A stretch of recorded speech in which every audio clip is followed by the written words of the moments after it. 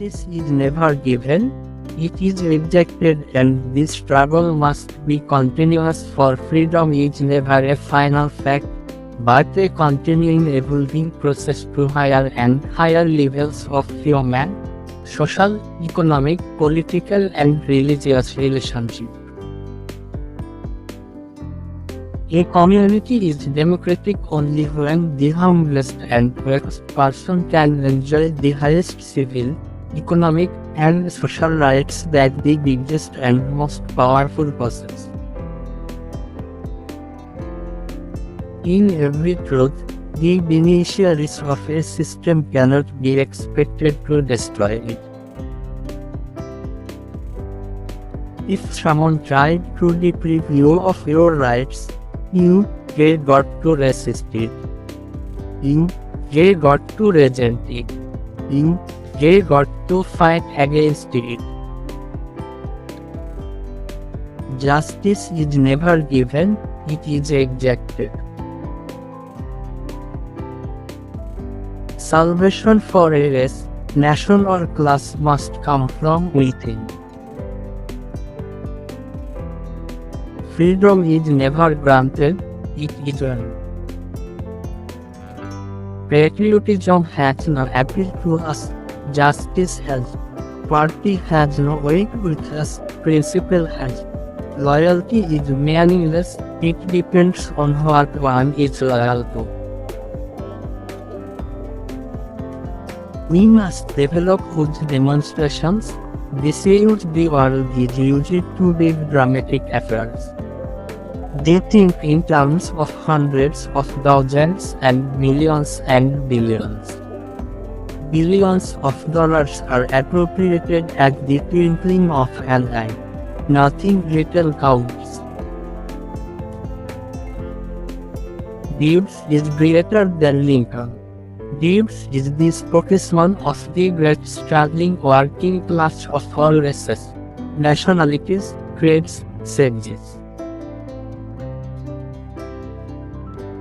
Negroes are in no mood to shoulder guns for democracy abroad while they are denied democracy here at home. Negroes must be free in order to be equal, and they must be equal in order to be free. Men cannot win freedom unless they win equality. They cannot win equality unless they win freedom.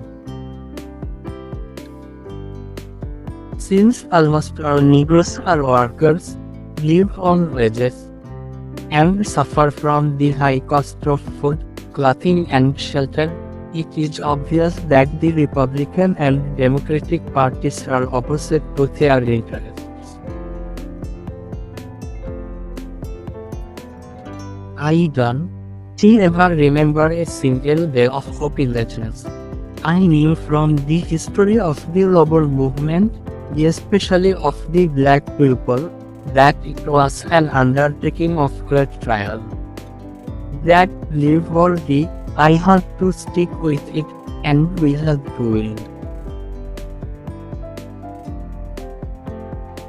I am prepared to oppose a Jim Crow army till I rot in jail. If we have white persons in the march, we are certain to have trouble with the communists, and it may not be viewed as a true expression of the Negro's protest. I have an inner satisfaction of having done what I thought was right at the time which I thought was propitious.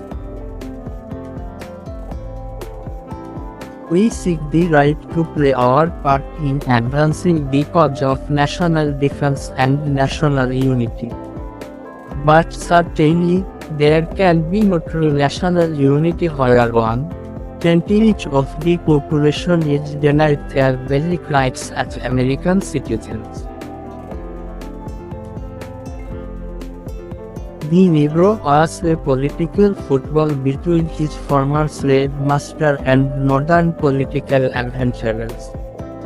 The economic basis of this contest was the power to tax, to float bonds, through our franchise, in short, to gain control over the financial resources of the newly organized states. Lincoln merely nominally freed the bodies of Negroes, but did so not free the bodies and names of Negroes.